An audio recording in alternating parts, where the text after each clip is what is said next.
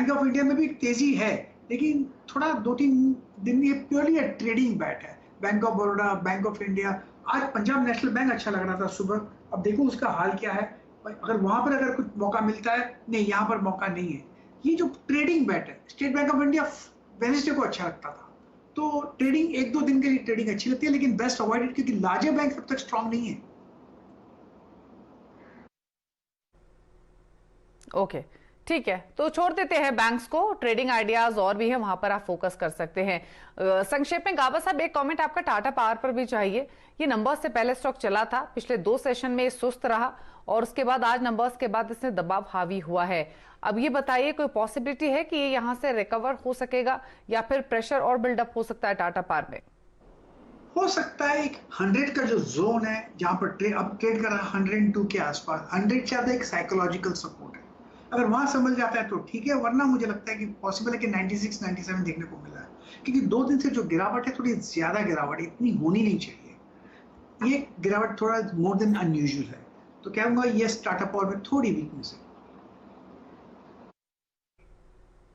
ठीक है, तो यही सजेशन है आपके लिए? आपके लिए सजेशन है। चलिए, इसके अलावा सुमित से बातचीत करते हैं। सुमित हमारे साथ मौजूद है रिजल्ट्स पर चर्चा करने के लिए। कोलगेट और फेडरल बैंक के नंबर्स आने हैं। सुमित, बताइए क्या एक्सपेक्टेशंस है दोनों ही अर्निंग्स को लेकर, क्योंकि एक स्टॉक नंबर्स से पहले थोड़े दबाव में है जो फेडरल बैंक है, कोलगेट में अच्छी मोमेंटम दिख रही है। क्या एक्सपेक्टेशंस है दोनों अर्निंग्स से?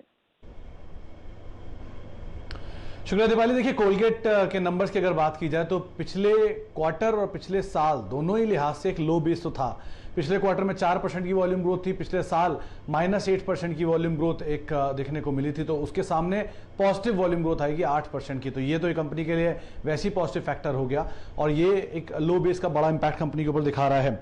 रेवेन्यू फ्रंट पे 10% बढ़त का अनुमान है, 1173 करोड़ रुपए रेवेन्यू आएंगे। इबीटा 21% बढ़ने का अनुमान है, 317 करोड़ रुपए इबीटा का आंकड़ा होगा और 27% मार्जिन रहेंगे जो कि 24 से बढ़कर आएंगे। ये मार्जिन और बेहतर हो सकते थे, लेकिन एडवर्टीजमेंट, प्रमोशन, इसके ऊपर ज्यादा खर्चे हुए हैं, जिसकी वजह से इनके मार्जिन पे थोड़ा इंपैक्ट आता हुआ दिखाई पड़ेगा।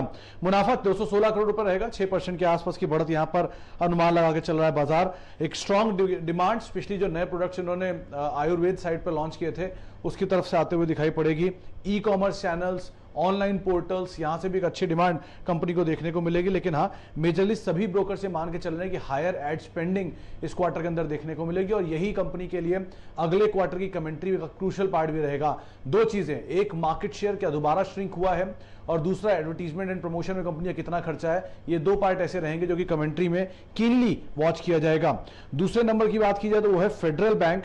करीब 1229 करोड़ का एक आंकड़ा एनआईए का रहेगा, 1154 करोड़ से बढ़कर 305 करोड़ रुपए मुनाफे का आंकड़ा होगा, 384 करोड़ से घटकर, लेकिन सीक्वेंशियल बेसिस पे 312 करोड़ से 305 होगा, तो मोर लेस फ्लैट रहेगा। ग्रॉस एनपीए 3% के आसपास इस तिमाही में रहेंगे जो कि 2.8% से बढ़ेंगे सीक्वेंशियल बेसिस पर, और नेट एनपीए भी 1.5-1.4% से बढ़कर आएंगे सीक्वेंशियल बेसिस पर, तो एनपीए स्लाइटली बढ़ेंगे।